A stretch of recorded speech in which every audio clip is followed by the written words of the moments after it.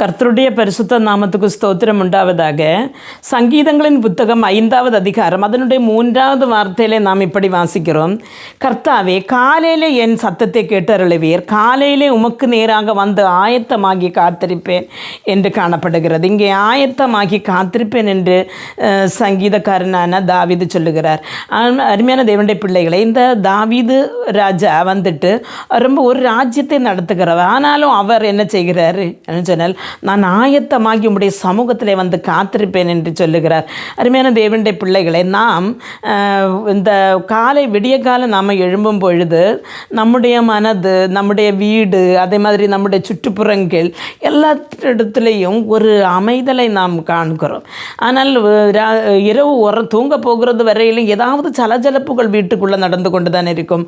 வெளியே உள்ள சத்தங்கள் அதிகமாக வந்து கொண்டிருக்கு. நம்முடைய மனசுலையும் பகல நடந்த 1000 டென்ஷன்கள், காரியங்கள் அப்படியே இருக்கும். ஆனால் விடிய காலம் நாம் ஒன்று கண்ணு நமக்கு எப்போ முழிப்பு வருதோ நாம் அப்போ பார்க்கும் பொழுது எல்லாம் ஒன்று அமைதலானது போல், நான் இது என்ன நாள், நம்ம எப்படி இருக்கிறோம், எங்கே படுத்திருக்கிறோம், அப்படியெல்லாம் ஒரு நினைப்பு விட்டு வருகிற ஒரு நாள், ஒரு இதாக இருக்கும் விடிய காலம் எழும்பும்போது. அப்போது தாவீது சொல்லுகிறார், நாங்கள் விடிய காலம் எழும்பி உண்மை வந்து காத்துறேன். அந்த ஒரு நம்முடைய வாழ்க்கையில் இல்லைன்னா ஒரு நாள் 24 மணி நேரம் உள்ளதில் அந்த விடிய காலம் நமக்கு கர்த்தரோடு சமூகத்தில் நம்முடைய இருதயத்தை ஊற்ற கிடைக்கும் மாதிரி நல்லொரு டைம் வேறொரு நேரம் கிடைக்குமா என்று கேட்டால் இல்லை. ஏன்னு சொன்னால் பலவிதமான டென்ஷன்கள், கொஞ்ச நேரம் நம்ம இருந்தாலும் அமைதலாக இருந்தாலும் பலவிதமான காரியங்கள் நமக்கு எதிராக வந்து கொண்டிருக்கும். அடுத்த நாள் பிரியமான தேவனுடைய பிள்ளைகளை, ஏதாவது ராஜா சொன்னது போல நமக்கும் சொல்லுவது, கர்த்தாவே, நான் என்னுடைய தேவைகளுக்காக, இந்த உலகத்திற்காக, அன்று உம்முடைய நாம மகிமைக்காக, அன்று கொஞ்ச நேரம் விடிய காலம் எழும்பி நான் உம்முடைய சமூகத்தில் காத்திருந்து ஜெபம் பண்ணுவேன் என்று நமக்கு சொல்லுவான். அருமையான தேவனுடைய பிள்ளைகளை, அப்படி தேவனுடைய சமூகத்தில் ஒரு மனுஷன் ஆயத்தமாகி வந்து காத்திருப்பான். ஆனால் அவனுக்காக பரலோகத்தை விட்டு இறங்கி வருகிற ஒரு தெய்வம் நமக்கு உண்டு.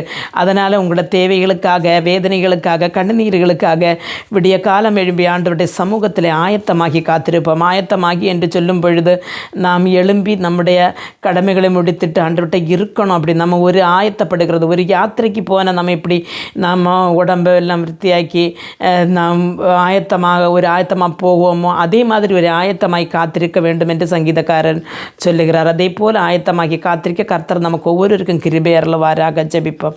எங்களை மிகவும் அன்பாக நேசித்து வழி நடத்துகிற நல்ல தகப்பனே, ஆண்டவரே ஒவ்வொரு நாளும் எங்களுடைய தேவைகளுக்காக நீர் ஆண்டவரப்போ எங்களுக்காக இந்த உலகத்தில் 24 மணி நேரம் தந்திருக்கும் பொழுது சில மணி நேரங்கள் ஆயத்தமாகி உமது சமூகத்தில் அப்பா தாவீது ராஜா வந்து இருக்கிறது போல நம்முடைய தேவைகளுக்காக, நம்முடைய ஒவ்வொரு நாளும் நம்முடைய நடத்துதலுக்காக,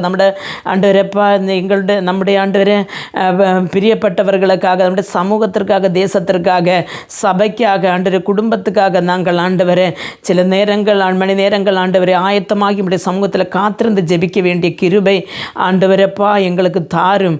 நம்முடைய ராஜ்யத்தில் வந்து சேருகிறது வரையிலும் எங்களை கரம் பிடித்து நடத்தும். இயேசு கிறிஸ்துவின் நாமத்தில் ஜெபிக்கும் போது ஜெபத்தை கேட்டு பதில் ஜீவனுள்ள தகப்பனே, ஆமென்.